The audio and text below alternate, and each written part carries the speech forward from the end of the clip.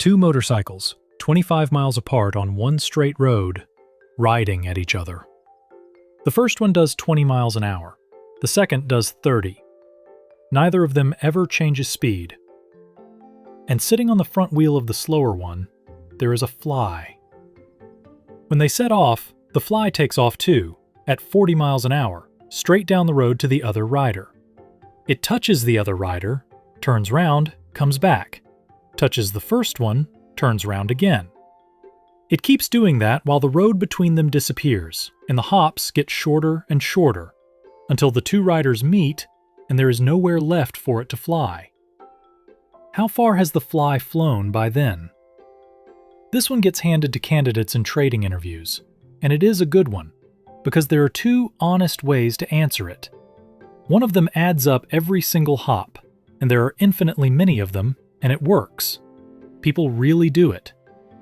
The other one takes a single line, and you can say it out loud. Same answer both times.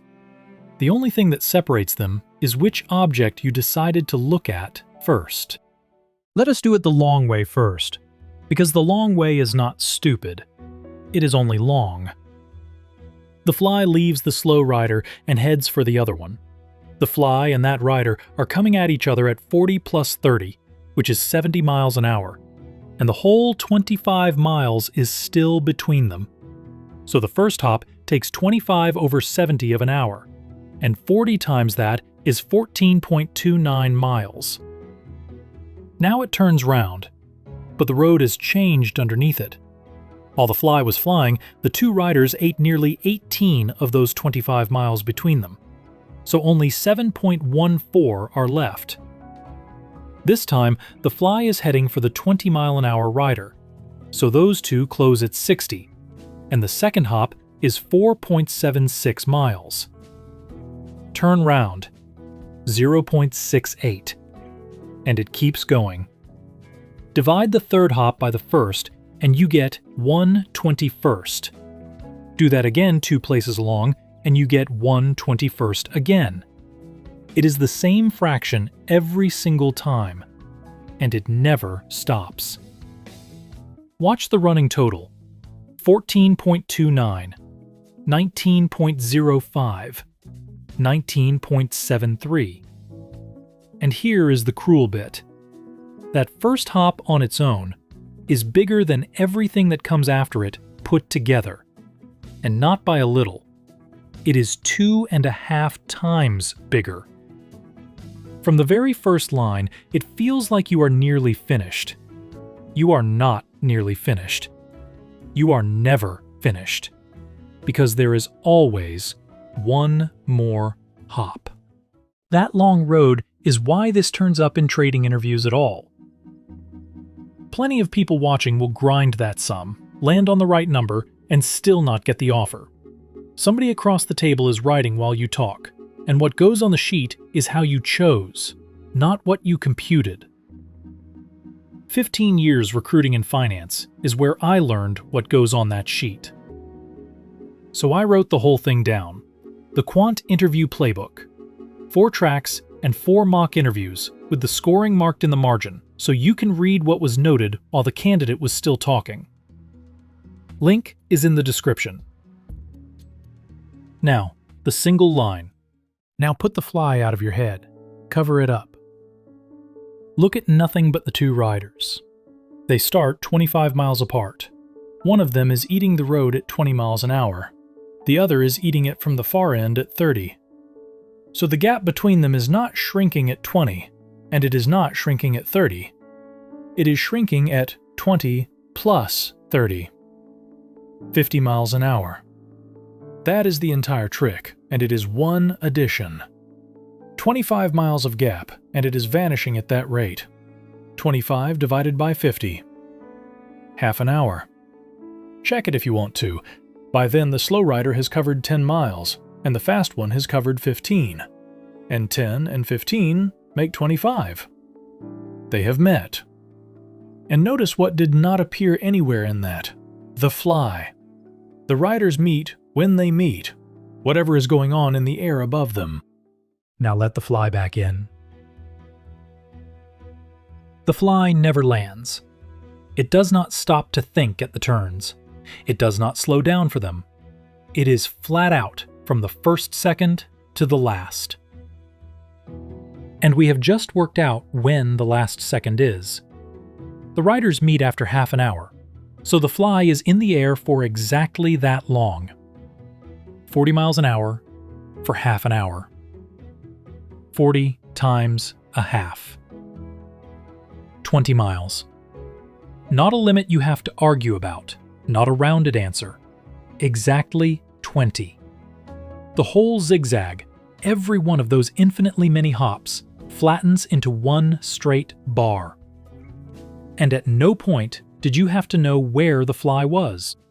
Now, I owe the long road an apology, because it is not wrong. Those hops really do add up to 20. Look at what they are.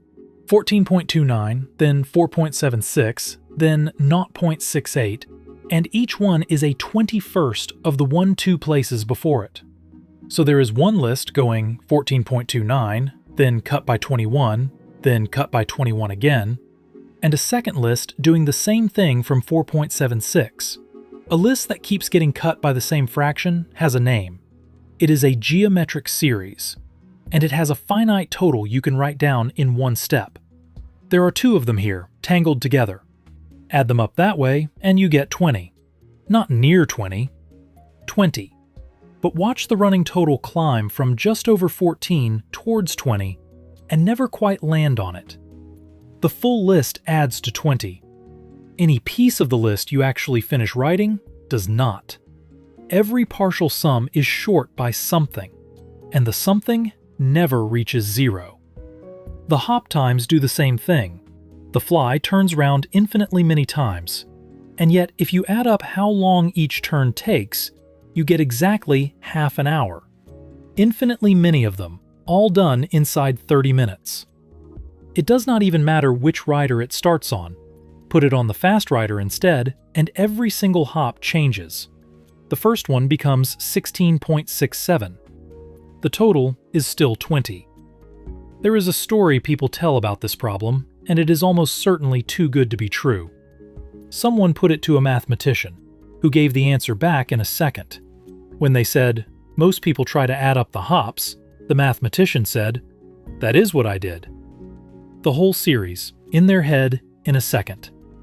Which is funny, and it is also the point. Adding up the hops is allowed. It is just work you were never asked to do. Change every number in the problem, and watch what survives. Two riders, a distance d apart, one at speed u and one at speed v, riding at each other. The gap closes at u plus v, so they meet after d divided by the sum of those two speeds. A fly at speed w is in the air for that whole time, so it covers w times d all over that same sum. Say what that does and does not contain. The fly's own speed is in there once, sitting outside as a multiplier. The fly's path is not in there at all.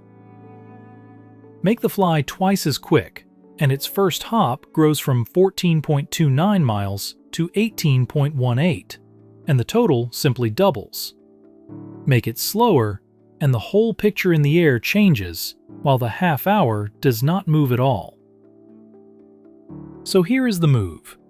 You were asked for a distance, and a distance is a speed multiplied by a time. The speed was handed to you in the first sentence, which left the time as the only thing missing.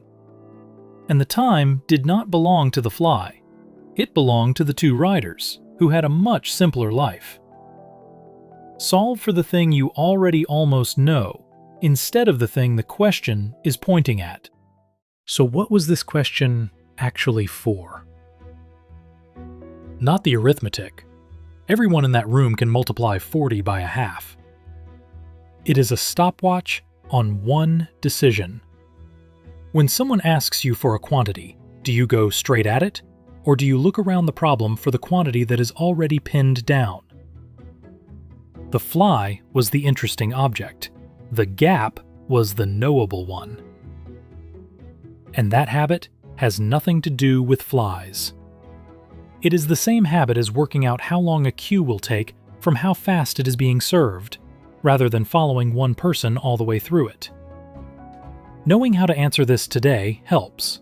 Knowing what to do every morning between now and your first screen is what gets you the seat. I have coached hundreds of people through that stretch, and some of them landed the desk they were aiming at, north of $500,000 a year. The Quant interview playbook carries an 8-week plan and a 12-week plan, day by day, with 411 pages of material for those days to point at. 4 tracks, because trading and development and hardware and research are not the same interview. Link is in the description. Open the plan that matches the calendar you actually have, and start tomorrow morning. 25 miles of road, half an hour. 20 miles of fly.